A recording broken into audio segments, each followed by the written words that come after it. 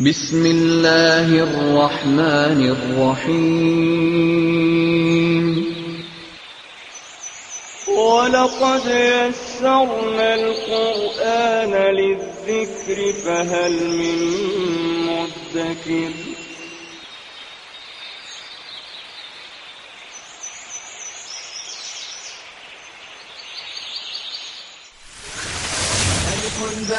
تاء ثاء جيم حاء خاء دال ذال راء زال سين شين صاد ضاد طاء عين غين فاء قاف كاف لام ميم نون هاء واو ياء ياء هذه حروف الهجاء.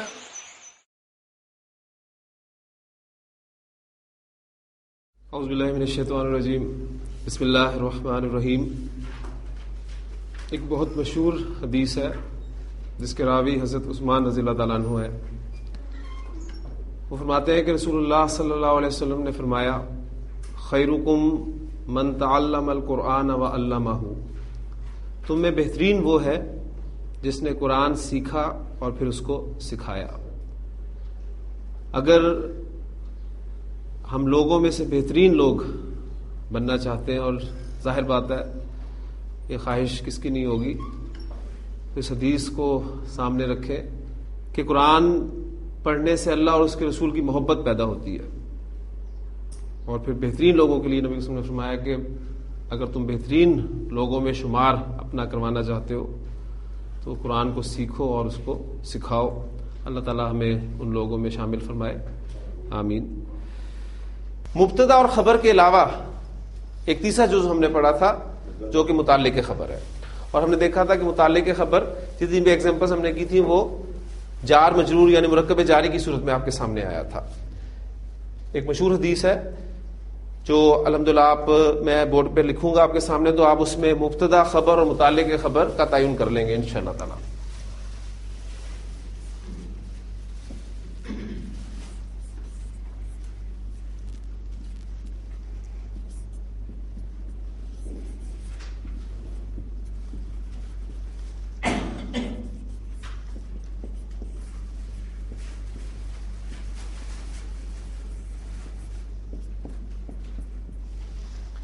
طلب العلم فریضۃ علی کل مسلم. علم کی طلب فرض ہے ہر مسلمان پر. جی اس میں اگر آپ اس کے اجزاء کا تعین کرنا چاہیں تو مبتدا کیا ہے آپ کا؟ طلب العلم. یہ آپ کا مبتدا ہو گیا. خبر فریضۃ، اور علی کل مسلم متعلق خبر. تو جار مجرور آپ کا متعلق خبر ہے، اور ہم نے دیکھا تھا کہ عربی جملے میں جو متعلق خبر ہے اس کی جگہ عام طور پر آخر میں ہوتی ہے، یعنی پہلے مبتدا آتا ہے پھر خبر اور پھر متعلق خبر. لیکن بعض اوقات اس متعلق خبر کو مبتدا اور خبر کے درمیان میں رکھ دیا جاتا ہے کلام کی خوبصورتی کے لیے، جس کی ایگزامپل ہم نے دیکھی تھی کل کہ اللہ علی کل شیء قدیر. ایک حدیث آپ کے سامنے اور لکھتا ہوں انشاءاللہ تعالی، آپ اس میں بھی جملہ اسمیہ کے اجزاء جو ہے اس کو پہچان لیں گے.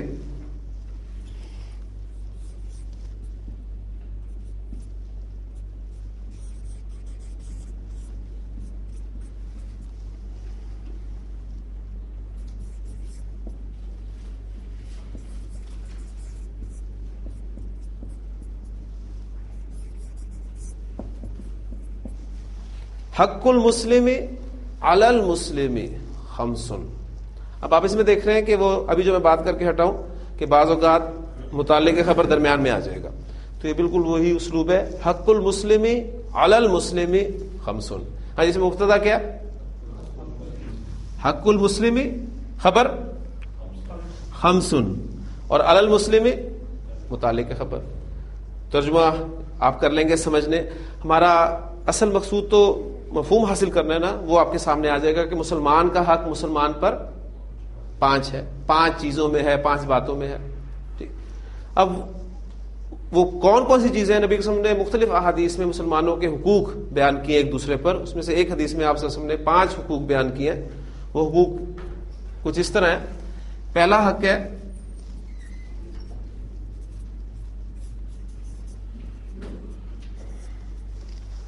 رد السلامی. اب یہ کون سا مرکب ہے یہ بھی آپ پہچان لیں گے. آپ کو پہلا اسم الف لام کے بغیر ہلکے اعراب کے ساتھ نظر آئے تو آپ کا ذہن جانا چاہیے کہ مرکب اضافی کنسٹرکشن بن رہی ہے. کنفرم آپ نے اس وقت کرنا ہے جب آپ کو دوسرا اسم جو ہے حالت جر میں نظر آئے گا. تو رد السلامی، رد کسے کہتے ہیں؟ لوٹانا. ٹھیک ہے، اس نے میری بات رد کر دی، لوٹا دی. رد السلامی، سلام کا لوٹانا. مراد کیا؟ جواب دینا.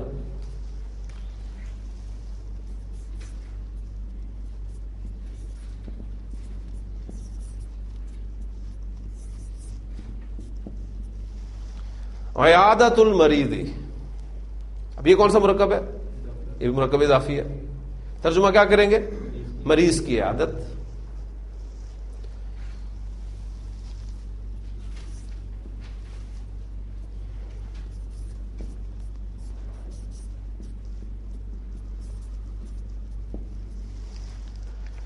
تیسرا حق ہے اتباع الجنائز. اتباع کسے کہتے ہیں؟ پیروی کرنا، پیچھے چلنا. جنازے کے پیچھے چلنا. مراد کیا ہے؟ نماز جنازہ پڑھنا.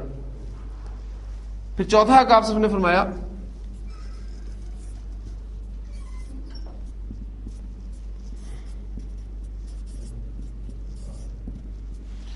اجابت الدعوتی. اجابت کہتے ہیں قبول کرنے کو، اور دعوت مرکب اضافی، دعوت کا قبول کرنا.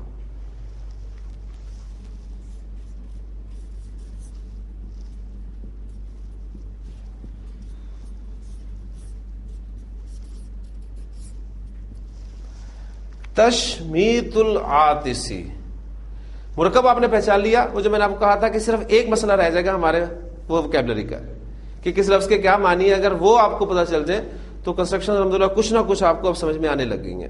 اب یہ حدیث آپ کو اس طرح تو لکھی ہوئی نہیں ملے گی، ظاہر بات ہے وہ 2 لائنز میں زیادہ سے زیادہ آ جائے گی یہ، لیکن اگر آپ تھوڑا سا غور کریں گے اس کے تھوڑے تھوڑے حصے پہ تو انشاءاللہ تعالی اس قابل آپ ہو جائیں گے. تو جو 5واں حق ہے تشمیت العاطسی، اس میں جو 2 الفاظ استعمال ہوئے ان کے میں معنی آپ کو بتا دوں گا تو وہ بھی کلیئر ہو جائے گا.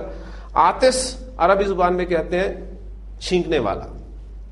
جس انسان کو چھینک آتی ہے، وہ چھینک مارتا ہے تو اسے کہا جاتا ہے عاطس. اور تشمیت یہ ایک کام کا نام ہے، یعنی انسان جب چھینکتا ہے تو لازمی بات ہے وہ الحمدللہ کہے گا، اللہ کا شکر ادا کرے گا وہ کہ اللہ تعالیٰ تیرا شکر ہے. اچھا، جب وہ الحمدللہ کہتا ہے تو جو اس کی چھینک سن کر الحمدللہ بھی سن لیتا ہے، پھر وہ اس کے جواب میں کہتا ہے یرحمک اللہ، کہ اللہ تجھ پر رحم کرے. یہ کام چھینک، اس کے بعد الحمدللہ اس کا کہنا اور یہ سن کر جواب دینا یرحمک اللہ، یہ کام تشمیت کہلاتا ہے عربی زبان میں. تو تشمیت العاطسی، اب اس کا ترجمہ آپ خود سمجھ رہے ہیں، یعنی چھینکنے والے کی چھینک کا جواب دینا یرحمک اللہ کہہ کر. تو یہ 5 حقوق ہیں جو نبی کے وسلم نے بیان فرمائے، اور آپ نے ابھی صرف ایک سادہ جملہ پڑھا ہے اور ایک حدیث آپ کے سامنے میں نے بورڈ پہ لکھی ہے جو میں نے آپ سے کہا تھا کہ انشاءاللہ ایک دن میں آپ کے سامنے آیات اور احادیث لکھوں گا. اگر آپ تھوڑی سی توجہ کریں، تھوڑی سی محنت کریں تو آپ اس قابل ہو سکتے ہیں کہ آپ اس کے اجزاء پہچان لیں. کوئی لفظ اس میں ایسا نہیں ہے کنسٹرکشن کے اعتبار سے جو ہم نے ابھی نہ پڑھا. تو الحمدللہ 2 حدیث آپ کے سامنے بورڈ پہ لکھی ہیں، وہ آپ سمجھنے کے قابل ہیں. یہاں ایک چیز اور آپ کے سامنے میں واضح کر دوں، اور ایک حدیث انشاءاللہ تعالی اور ہمارے سامنے آ جائے گی. یہ جو کلن ورڈ ہے اس کے بارے میں وہ اہم بات ہے. یہ ہے تو آگے کی چیزیں آپ کا مطالعہ آپ کو یہاں تک لے کے جائے گا انشاءاللہ تعالی، لیکن یہ ہے کہ چونکہ ہم آہستہ آہستہ کچھ نہ کچھ سیکھ رہے ہیں تو میں چاہتا ہوں کہ یہ بھی آپ کے علم میں آ جائے. دیکھیے جو کلن ورڈ ہے، کلن منصرف لفظ ہے، اس کی حالت نصب بھی استعمال ہوگی، کلن اور کلن بھی استعمال ہوگی، اور 3 الفاظ قرآن مجید میں استعمال ہوئے. یہ جب مضاف ہو کر آتا ہے تو ظاہر بات الف لام کے بغیر ہوگا اور ہلکا اعراب ہوگا تو یہ کلو بن گیا. اب کلو کے بعد اگر مضاف الیہ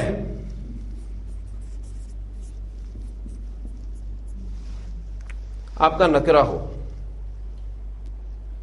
تو اس کا ترجمہ ہوگا ہر جو بھی مضاف الیہ ہوگا. کل مسلم، ہر مسلمان، مراد تمام مسلمان. اگر ہو کلو کتاب تو اس کا ترجمہ کیا ہوگا؟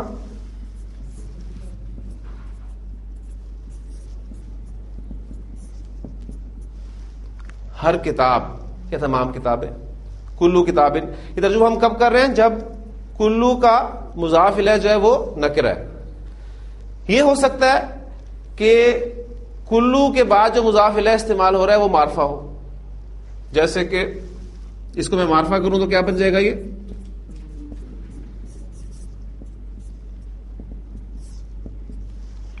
کل الکتابی. اب ترجمے میں فرق پڑے گا.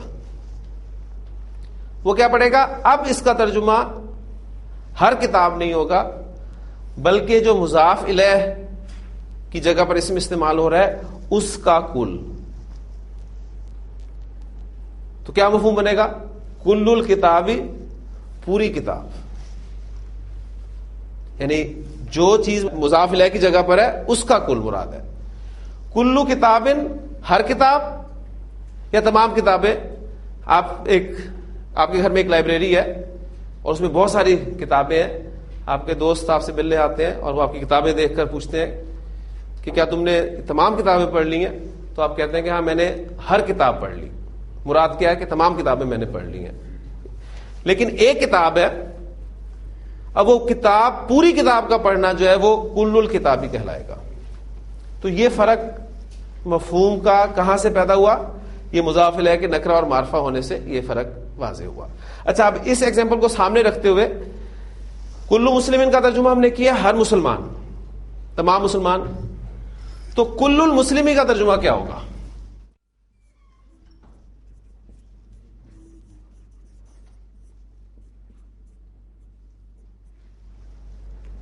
کل المسلمی، اس کا ترجمہ کیا ہوگا؟ پورا مسلمان. یعنی مسلمان کا کل، کتاب کا کل، مسلمان کا کل، مراد سارا کا سارا مسلمان، پورا کا پورا مسلمان. تو ایک حدیث جو اب آپ کے سامنے لکھ رہا ہوں اس میں آپ ان دونوں کنسٹرکشنز کو بڑی آسانی سے اب سمجھ لیں گے. بڑی خوبصورت حدیث ہے نبی کریم صلی اللہ علیہ وسلم کی.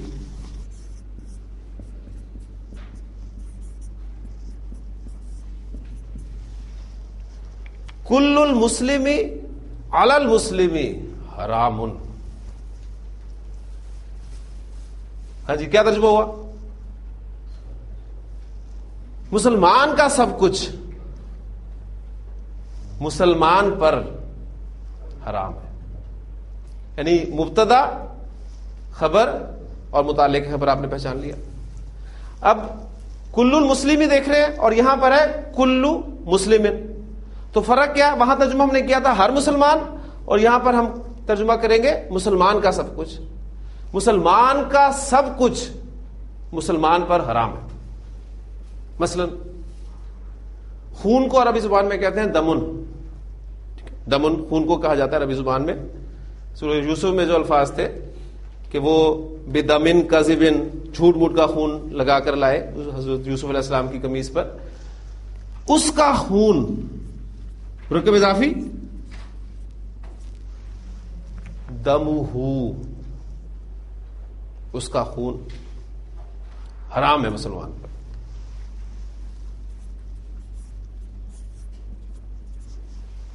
ومالہ، اور اس کا مال.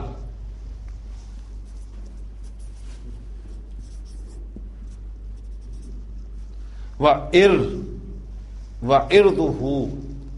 اور اس کی عزت و آبرو. اب بات پھر وہی وکیبلری کی رہ جائے گی. لفظ کے معنی آپ کے سامنے آ گئے، باقی کنسٹرکشن الحمدللہ ہمیں پتہ چلنی شروع ہو گئی ہے. تو یہ چیزیں ہیں جو آپ آہستہ آہستہ سیکھیں گے.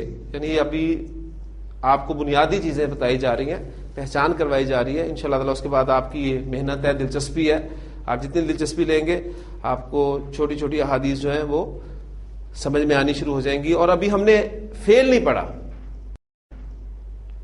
فیل پڑھیں گے تو آپ اندازہ لگا سکتے ہیں کہ ہم کہاں کہاں انشاءاللہ تعالی اللہ کی توفیق سے پہنچیں گے. تو فیل پڑھے بغیر الحمدللہ ہمارے سامنے قرآن مجید کی آیات اور حدیث آئی ہیں جس کے حصے آپ نے پہچاننے شروع کر دیے.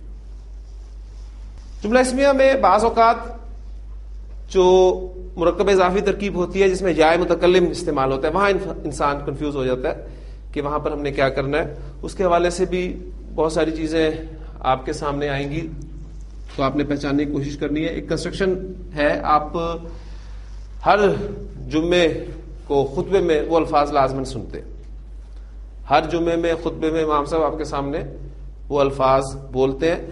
وہ الفاظ کیا ہوتے ہیں؟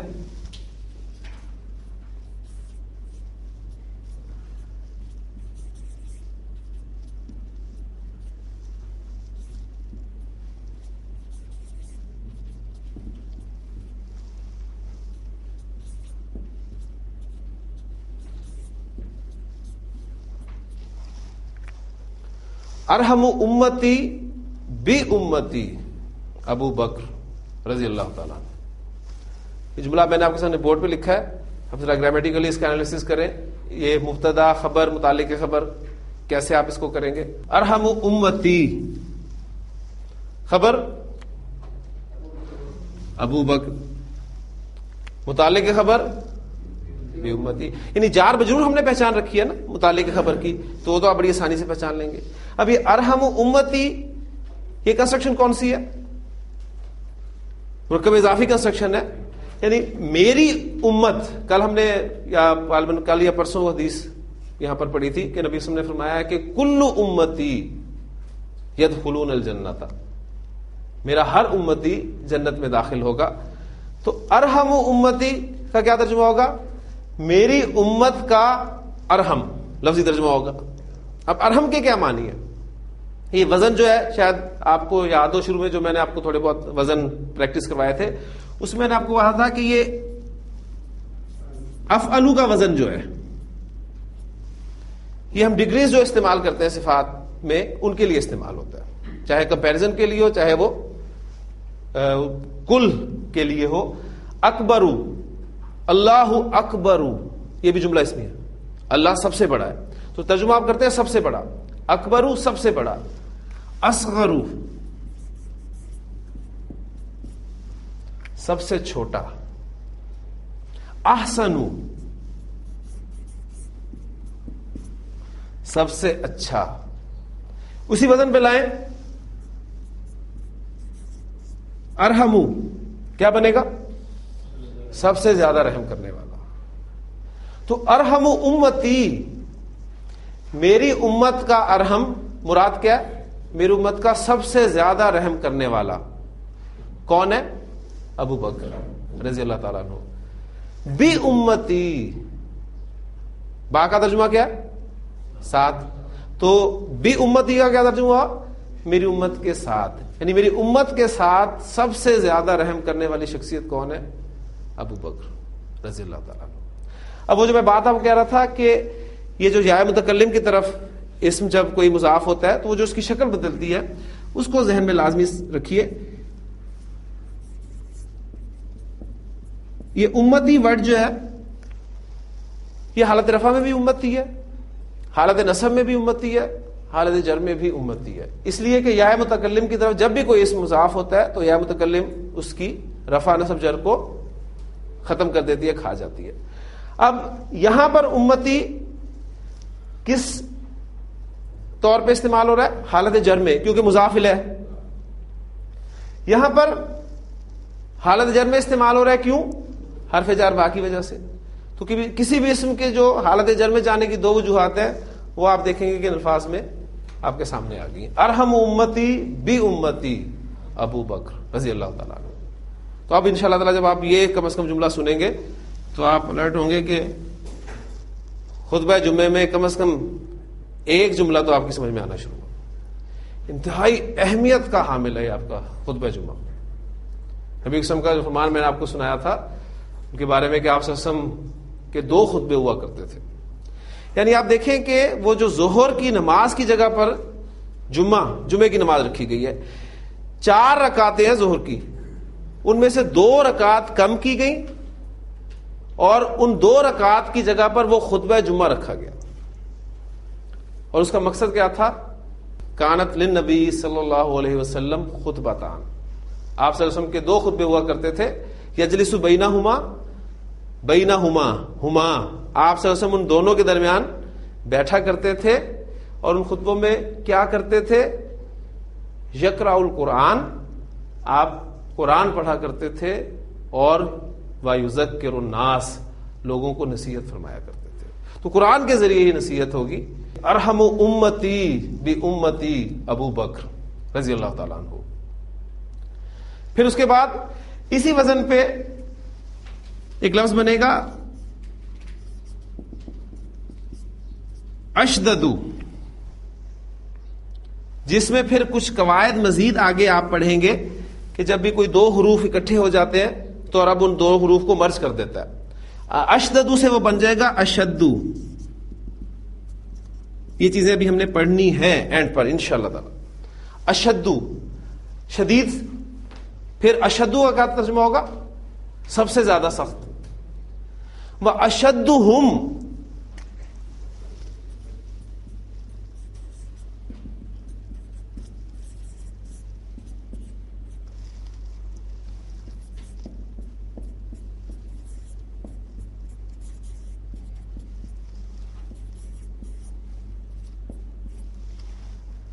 وَأَشَدُّهُمْ فِي أَمْرِ اللَّهِ عمر رضی اللہ تعالیٰ عنہ، اور ان کا سب سے سخت کون ہے؟ عمر. مبتدا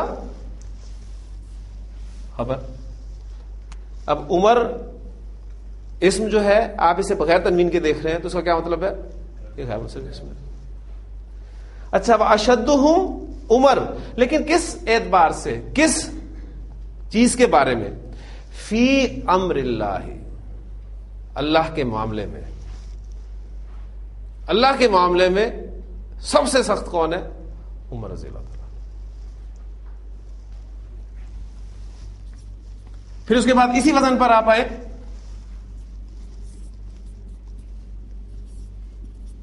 اکرم، کریم باعزت، اکرم سب سے باعزت.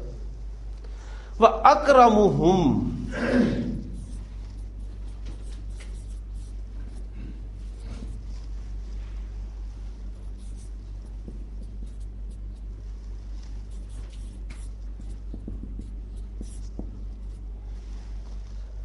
حیاءً عثمان. اب یہ اسم جو آپ کو درمیان میں حالت نصب میں نظر آیا ہے، یہ ابھی آپ کو سمجھ میں نہیں آئے گا کیونکہ ابھی ہم نے کوئی اسم حالت نصب میں کیوں جاتا ہے اس کی وجہ نہیں پڑی ابھی. انشاءاللہ تعالیٰ یہ بھی پتہ چلے گا، لیکن کچھ نہ کچھ تو آپ کو پتہ چلے گا. وَأَكْرَمُهُمْ عثمان، اور ان میں سب سے اکرم عثمان رضی اللہ تعالیٰ عنہ ہے. کس اعتبار سے؟ حیا کے اعتبار سے. پھر قاضی کسے کہتے ہیں؟ قاضی فیصلہ کرنے والا. ٹھیک، اسی وزن پہ جب ہم اس کو رکھیں گے تو بنے گا اقضیو. وہی وزن ہے، دیکھیں، اکبرو، اصغرو، احسنو، ارحمو، اشددو، اکرمو، اقضیو. اس میں جو سادے سادے الفاظ ہیں وہ تو اسی طرح استعمال ہوں گے، لیکن جہاں کچھ خاص باتیں آئیں گی وہاں پر ان الفاظ کو ایک خاص انداز سے بیان کیا جائے گا. جیسے کہ دو حروف اکٹھے آئے تو ان کو مرج کر دیا گیا، وہ اشدو بن گیا. اسی طرح جب بھی کسی اسم کے آخر میں یا آ جاتی ہے، اس یا پر پیش ہوتی ہے اور پیچھے زبر ہوتی ہے تو عام طور پر اس کو کھڑی زبر کے ساتھ لکھا جاتا ہے. اقضا، سب سے بہترین یا سب سے اچھا فیصلہ کرنے والا. اقضا. اور پھر اس لفظ کو جب کسی ضمیر کے ساتھ لکھا جاتا ہے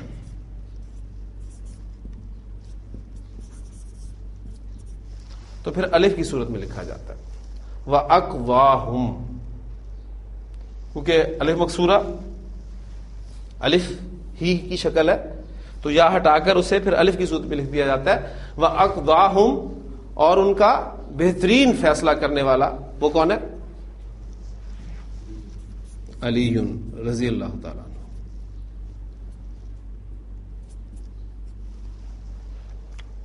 تو یہ الفاظ آپ سنتے ہیں جمعے کے خطبے میں، صحابہ کی عظمت، ان کے کردار کے حوالے سے کہ ارحم امتی بی امتی ابو بکر.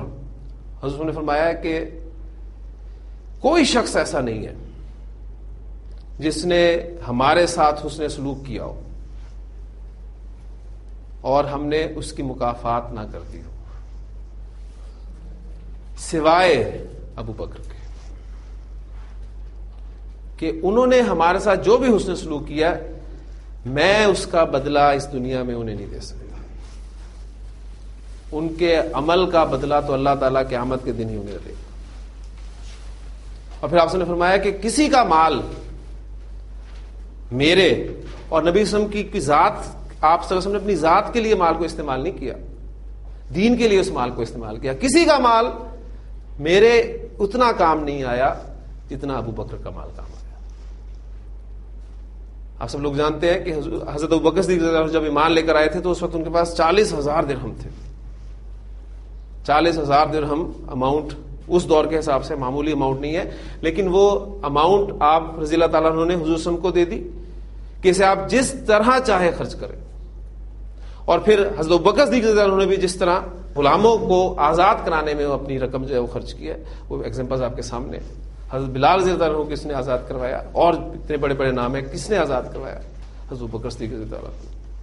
اب یہ کیا وجہ تھی؟ وہ جو ایک رحمت، ایک رحیم ہونے کا جذبہ تھا حضرت ابوبکر صدیق رضی اللہ عنہ کے اندر، یہ اس کی نشانی تھی. اس لیے نبی صلی اللہ علیہ وسلم نے فرمایا کہ ارحم امتی بی امتی ابو بکر رضی اللہ تعالیٰ عنہ.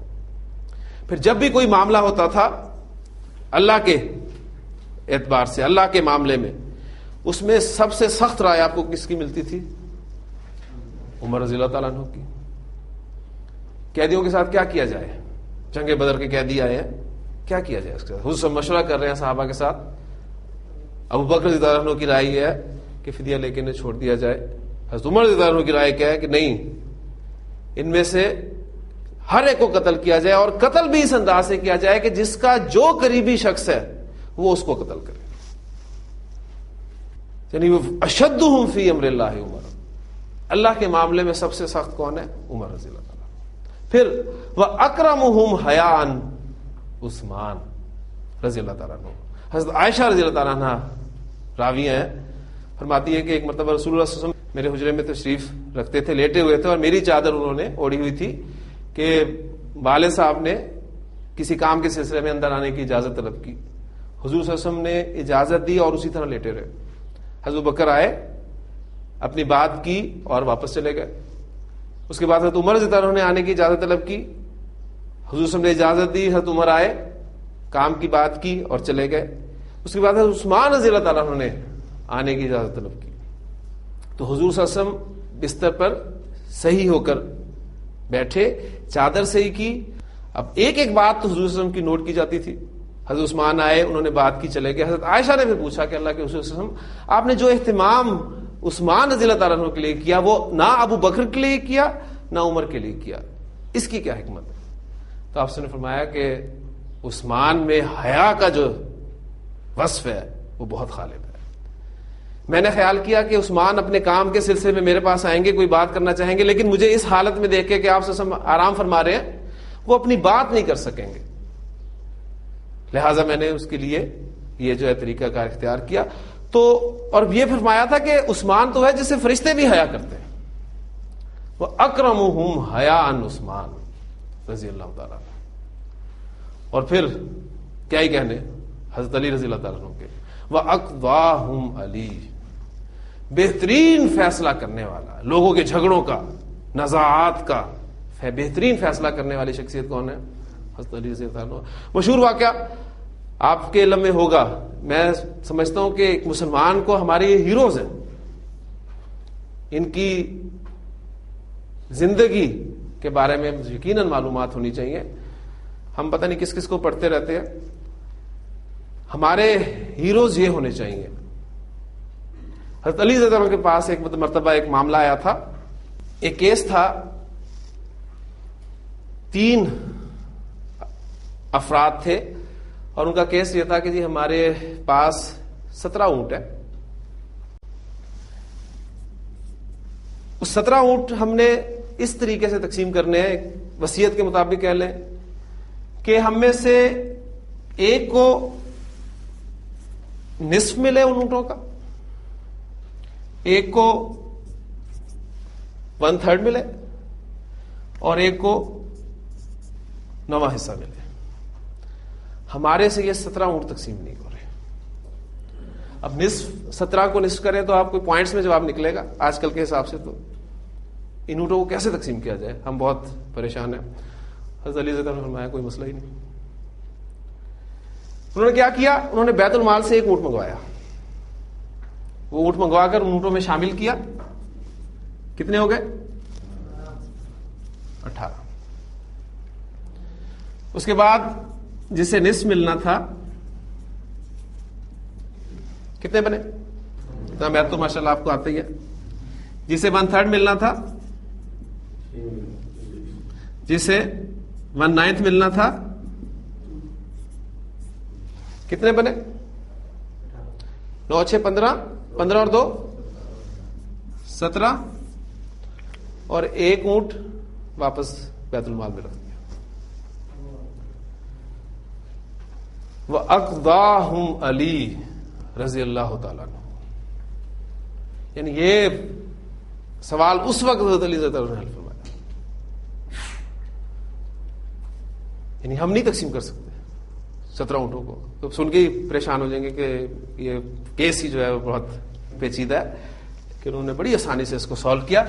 تو یہ وہ لوگ ہیں. اس کے علاوہ بھی اور لوگ ہیں جن کو نبی صلی اللہ علیہ وسلم نے اپنے صحابہ کو ہائی لائٹ کیا.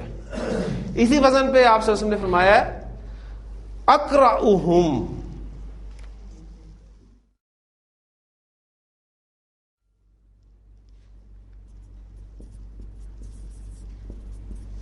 وَأَقْرَأُهُمْ ابی بن کعب رضی اللہ تعالیٰ عنہ. حضرت ابی بن کعب رضی اللہ تعالیٰ عنہ وہ اس امت کے بہترین قاری، قرآن مجید پڑھنے والے. آپ میں سے ابی بن کعب کا نام کتنے لوگوں کو معلوم؟ پھر اسے ذرا پھیلائیں. کتنے لوگ ابی بن کعب رضی اللہ عنہ سے واقف ہیں؟ شاید گنتی کے لوگ. یعنی وہ شخصیت جن کو ایک مرتبہ اللہ کے رسول نے فرمایا کہ ان اللہ امرنی، اللہ نے مجھے حکم دیا ہے ان اقرأ علیک القرآن، کہ میں تمہیں قرآن سناؤں. حضور صلی اللہ علیہ وسلم فرما رہے ہیں حضرت ابی بن کعب سے کہ اللہ نے مجھے حکم دیا کہ میں تمہیں قرآن پڑھ کر سناؤں. انہوں نے پوچھا کہ ہوا سمانی، اللہ نے میرا نام لے کر کہا ہے؟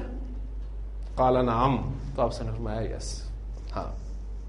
فبکا ابی، تو ابی رضی اللہ عنہ رو پڑے. قرآن کے بہترین قاری ابی بن کعب. پھر اسی وزن پہ عالمہم، ان کا بہترین عالم.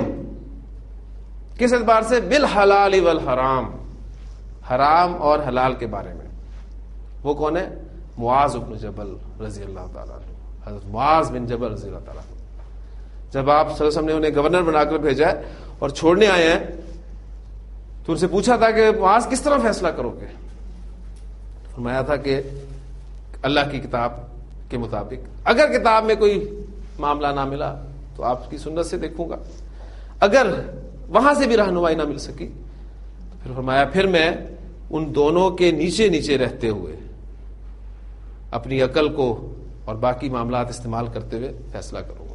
اس نے فرمایا تھا کہ اللہ کا شکر ہے جس نے اپنے رسول کے قاصد کو بہترین فیصلہ کرنے کی توفیق عطا فرمائی. یہ وہ لوگ ہیں جن کا ذکر ہم آج کرتے ہیں تو ہمارا ایمان جو ہے وہ بڑھتا ہے. اور بھی آپ کو صحابہ ملیں گے. اس کے بعد ہم نے ایک چیز پڑھی تھی کل کہ بعض اوقات جملہ اسمیہ میں خبر موجود نہیں ہوتی، ٹھیک، اور قائم مقام خبر جو ہے وہ اس کی جگہ لے لیتا ہے. مثلا ہم نے کیا تھا الحمدللہ،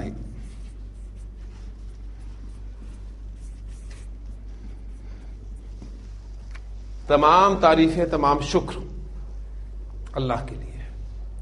اب اس میں مبتدا خبر نہیں ہے مطلب، اور للہ قائم مقام خبر ہے جس نے اس کی جگہ لے لی ہے. تو بعض اوقات جملہ اسمیہ میں خبر کی غیر موجودگی میں متعلق خبر اس کی جگہ لے لیتا ہے. یہاں تک الحمدللہ ہمارا کلیئر ہے. جنت متقیوں کے لیے ہے.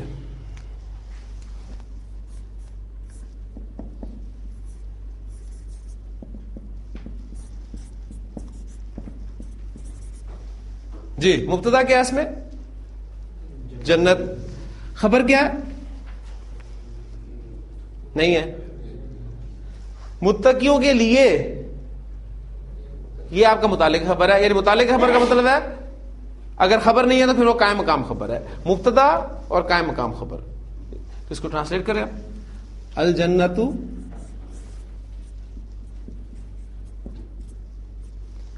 ہاں جی جنت کا ورڈ جو ہے جنتن عربی زبان میں باغ کے لیے بولا جاتا ہے, ذہن میں رکھیے گا. ٹھیک ہے, جنتن باغ. اب اس پر جب الف لام لگے گا تو پھر وہ الجنت مراد ہوگی, ذہن میں رکھیے گا. الجنت للمتقین.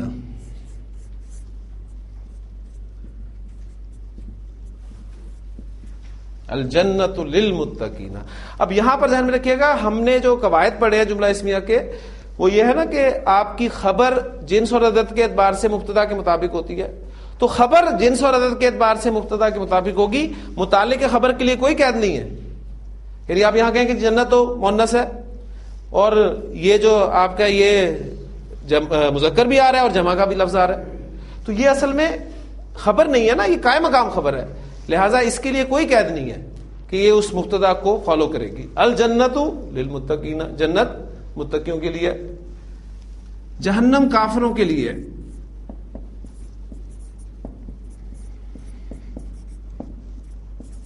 جی مبتدا کیا ہے؟ جہنم, اور خبر نہیں ہے, قائم مقام خبر کافروں کے لیے. ہاں جی اب جہنم جو ہے یہ اس میں علم ہے, ذہن میں رکھیے گا, جہنم. لہذا اس پر آپ کو الف لام داخل کرنے کی کوئی ضرورت نہیں ہے. جہنم للکافرین.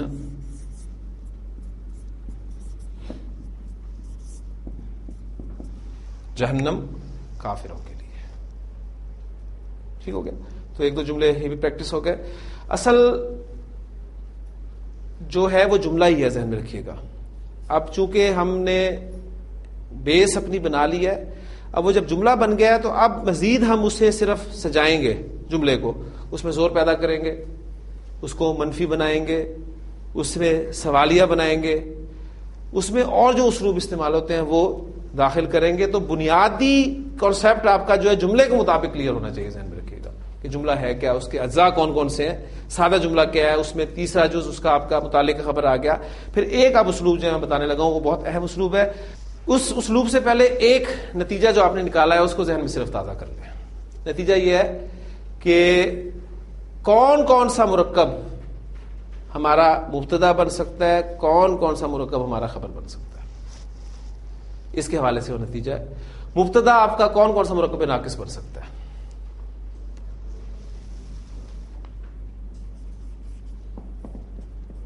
مرکب توصیفی, اضافی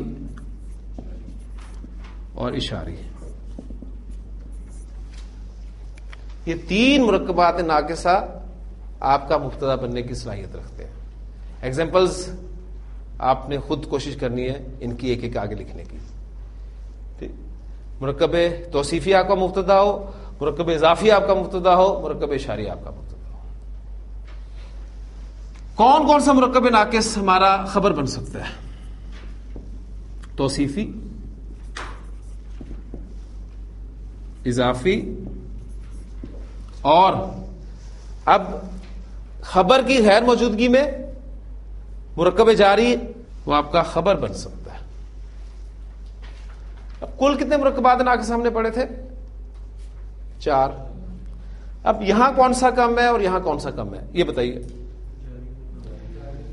مبتدا میں جاری نہیں ہے اور خبر میں اشاری نہیں ہے, تو ایک نظر نکال لیں کہ آپ کا مرکب اشاری خبر نہیں بنتا اور مرکب جاری مبتدا نہیں بنتا. اور اس بات پہ آپ نے خاص زور رکھنا ہے کہ آپ کا مرکب جاری مبتدا نہیں بن سکتا, اس میں مبتدا بننے کی صلاحیت نہیں ہے. وہ خبر تو بن سکتا ہے کیونکہ ہے وہ اصل میں قائم مقام خبر ہے, وہ سٹیٹس لے سکتا ہے خبر کا کیونکہ متعلق ہے خبر ہے, لیکن وہ مبتدا نہیں بن سکتا. اس بات کو آپ نے ذہن میں رکھنا ہے. تو اب وہ جو بات آپ سے کرنے لگا ہوں وہ آپ کو سمجھ میں آئے گی انشاءاللہ.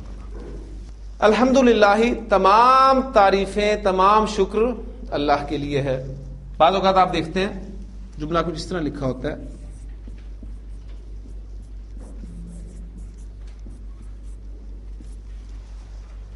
للہ الحمد. سنا نا آپ نے اکثر للہ الحمد. اب اس جملے کو سامنے رکھیں گے تو بات سمجھ میں آئے گی. یہ ہم نے اسے خبر مانا ہے، کیا مقام خبر. اس کو شروع میں کر دیا، مبتدا کو پیچھے کر دیا. یہی کیا نا میں نے، کہ میں نے ایسا کیوں کیا. عربی زبان میں جب زور دینا مقصود ہوتا ہے، ہم اردو میں بھی ایسے کرتے ہیں، بعض اوقات کچھ الفاظ پر جب زور دینا ہوتا ہے ہم انہیں پہلے بولتے ہیں، ایسے کرتے ہیں نا.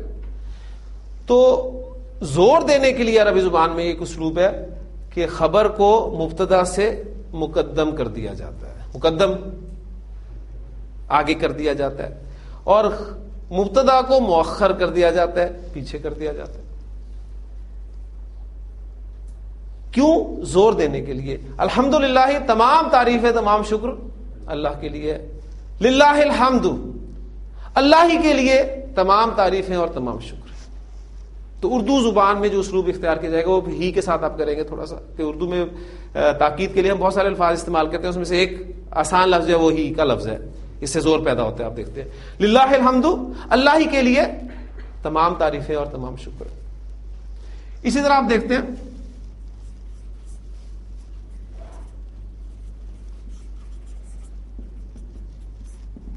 ملک السماوات والارض،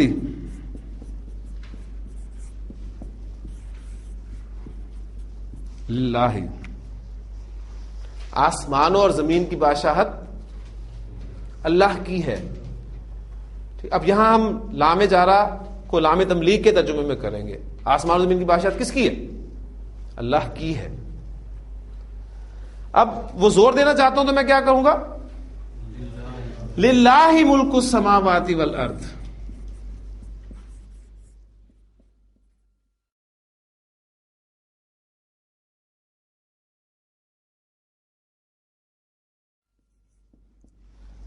اللہ ہی کی ہے آسمانوں اور زمین کی بادشاہت.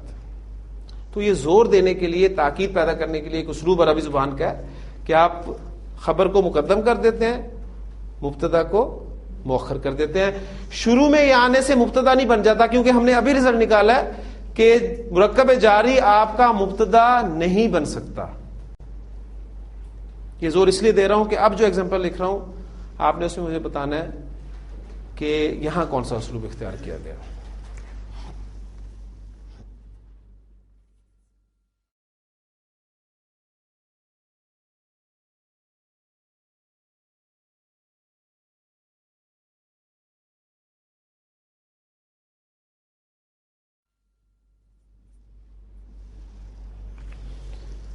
ایک جملہ آپ کے سامنے آتا ہے فی البیت رجل.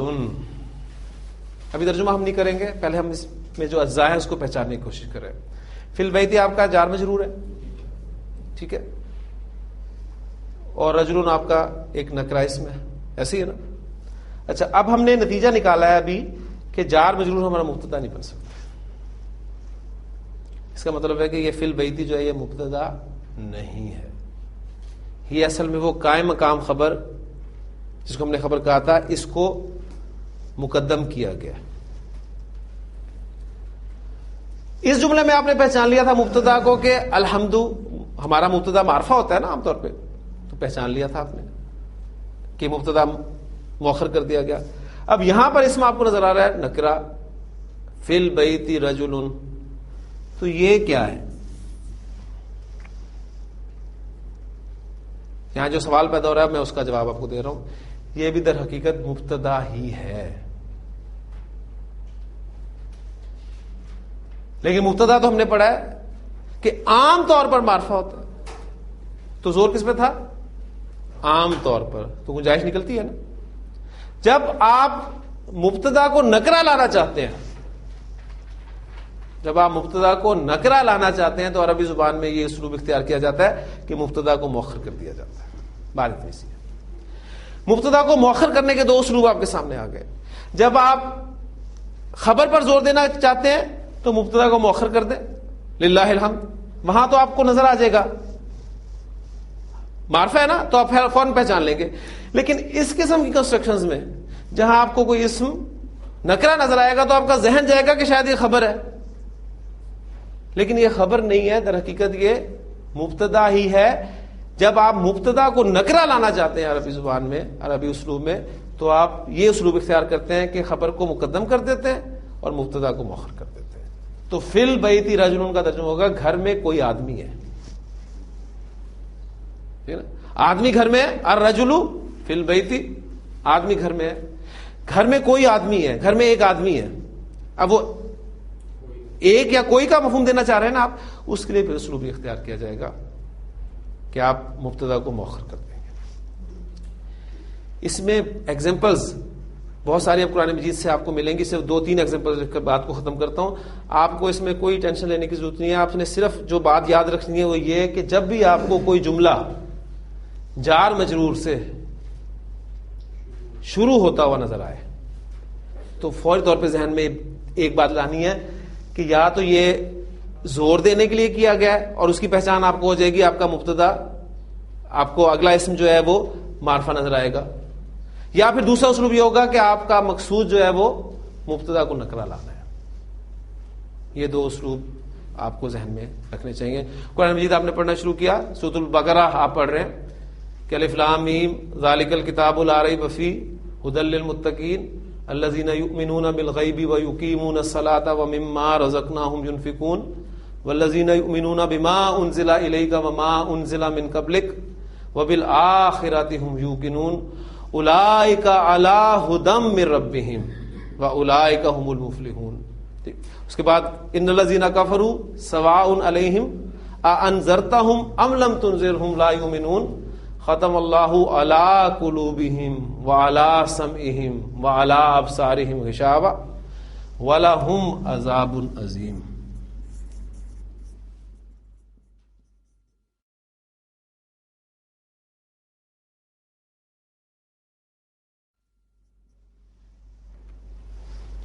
جملہ کہاں سے شروع ہو رہا ہے؟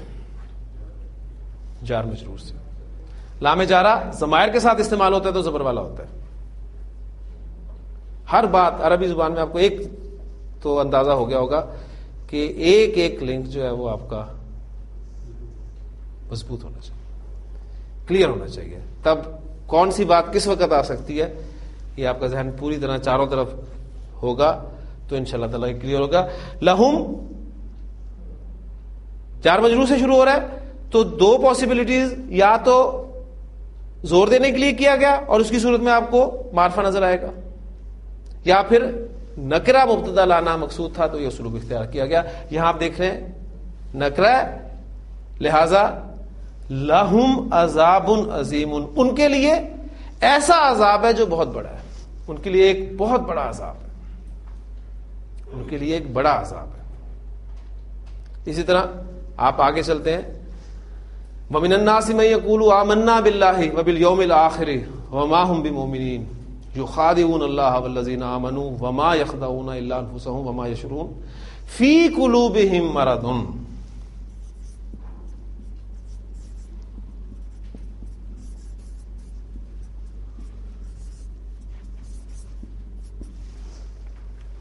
کہاں سے شروع ہو رہا ہے جملہ آپ کا؟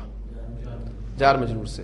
فی قلوبہم، ان کے دلوں میں، مرضن، کوئی بیماری ہے، ان کے دلوں میں ایک بیماری ہے.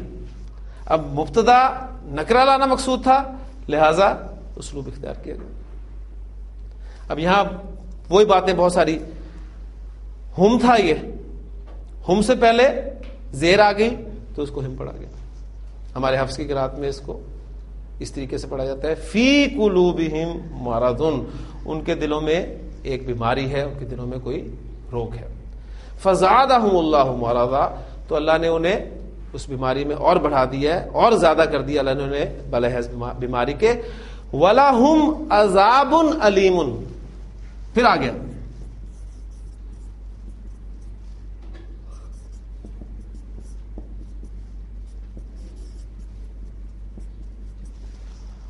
اور ان کے لیے ایک دردناک عذاب ہے، ان کے لیے ایسا عذاب ہے جو دردناک ہے.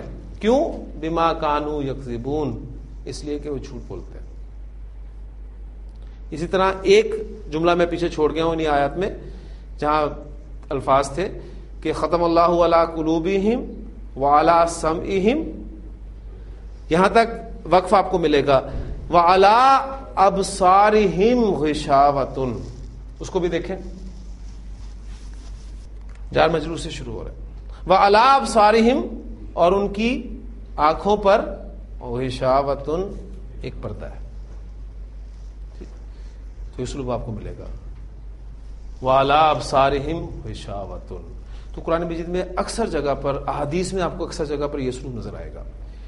اس کو سمجھنا اس لیے ضروری ہے کہ آگے ہم انشاءاللہ پڑھیں گے کچھ عامل آئیں گے. عامل سمجھتے ہیں نا کسی کہتے ہیں؟ آپ اکثر دیکھتے ہیں، ہاں جی، یعنی وہ عمل کرتے ہیں. ٹھیک، تو عربی زبان میں بھی کچھ عامل ہیں، یہ عمل کریں گے. جملہ اسمیہ کے شروع میں آئیں گے، عمل کریں گے. کسی کا عمل مبتدا تک محدود ہوگا، کسی کا عمل خبر تک محدود ہوگا. تو وہ عامل جو ہیں، اب جو مبتدا پر اثر کریں گے اس پر کوئی عمل کریں گے، تو عمل کرنے سے پھر کچھ چینجز آتی ہیں، آپ کو پتہ ہے. وہ چینجز آپ کو سمجھ نہیں آئیں گے اس وقت تک جب تک آپ کو یہ کانسیپٹ کلیئر نہیں ہوگا. اس میں صرف ایک ایڈیشن میں کر رہا ہوں. میں نے آپ کو کہا کہ جار مجرور مبتدا نہیں بن سکتے. کیا کوئی اور چیز بھی مبتدا نہیں بن سکتی؟ تو ظرف بھی مبتدا بننے کی صلاحیت نہیں رکھتا، ذہن میں رکھیے گا. اس کے لیے جملہ ایک صرف جملہ ہے چھوٹا سا، وہ لکھ کے بات کو بالکل ختم کرتا ہوں. ظرف ہوتا کیا؟ ظرف وہ اسم ہے جو فعل کے واقع ہونے کی وقت یا جگہ کو بیان کرتا ہے. بس آپ کہتے ہیں الکلب موجود تحت الشجرۃ.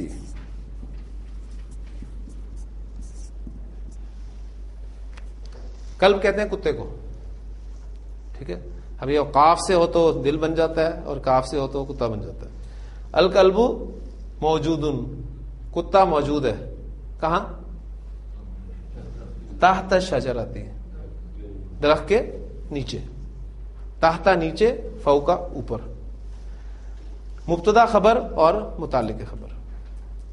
ٹھیک ہو گیا؟ اچھا، اب اس میں آپ بعض اوقات خبر نہیں ہوتی. الکلب تحت شجرۃ، کتا درخت کے نیچے ہے. اتنا بھی کہہ دیتے ہیں نا، موجود ہے لازمی نہیں کہتے. بالکل اس طرح آدمی گھر میں موجود ہے، آدمی گھر میں ہے، کتا درخت کے نیچے ہے. تو یہ آپ کا ظرف ہو گیا. تو ظرف بھی آپ کا مبتدا نہیں بنے گا، ذہن میں رکھیے گا. قرآن مجید میں آپ کو جو آیات ملتی ہے نا، مع العسر،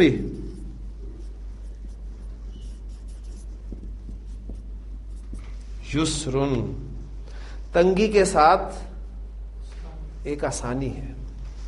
یہ وہی اسلوب ہے. اب یہ مع ساتھ ہے نا، یہ ظرف کا مفہوم دے رہا ہے، جگہ کا مفہوم دے رہا ہے. ساتھ، عسر کہتے ہیں تنگی کو، یسر کہتے ہیں آسانی کو. مع العسر یسرن، تنگی کے ساتھ ایک آسانی ہے.